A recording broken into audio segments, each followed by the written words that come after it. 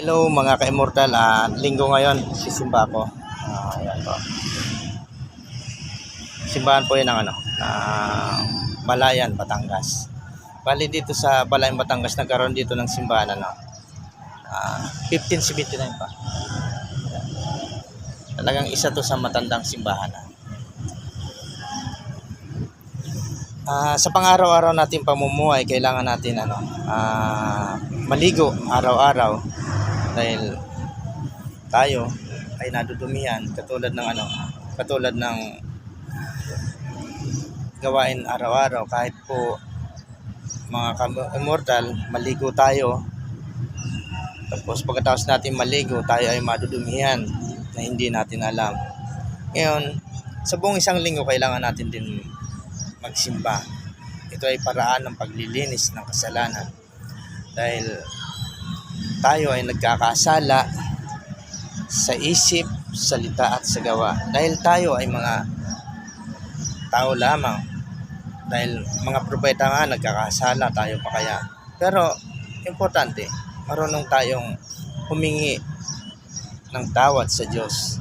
Para ba tayo, ang paghingi kasi ng tawad sa Diyos, yun ay katulad ng paliligo at paglilinis ng mga katawan natin, na kahit alam na natin na nadumihan tayo, lumusong tayo sa putik, naghahawak tayo ng madumi, hinuhugasan natin ang parte ng ating katawan na nadumihan para maging malinis. Ganon din ang ating spiritual. Kailangan natin maglaan ng oras sa ating sarili at sa Diyos at magbigay ng oras para sa panalangin sa Diyos. At yun ay paraan ng paglilinis ng ating spiritual. At kapag kayo ay nagdasal, importante yung ano man ang iyong relihiyon, ano man ang iyong naaniban na relihiyon, pinakamagandang magdasal palagi ng proteksyon. Sasaling ko na lang sa English kasi kapag sa Latin, hindi pa yun maintindihan ng mga ibang sekta o ibang religion na naaniban. English na lang. Proteksyon para sa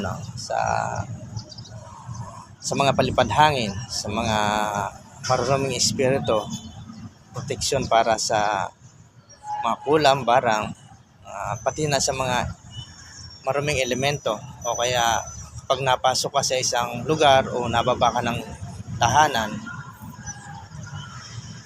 ganito lang magdasal.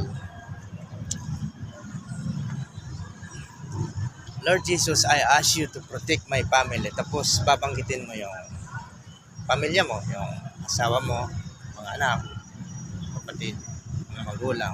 Yan na.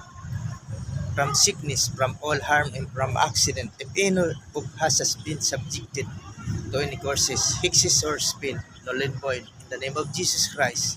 If any evil spirit has been sent against us, I decommission you in the name of Jesus Christ, and I send you to Jesus to deal with us. In the Lord, I ask you to send your holy angel to guard and protect all of us. Amen.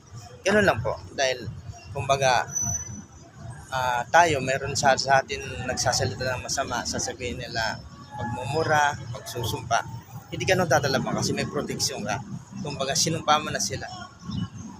Sinumpa ka nila, pero isusumpa mo rin yung sumpa nila at iaalay mo kay Jesus. Kaya, ligtas ka.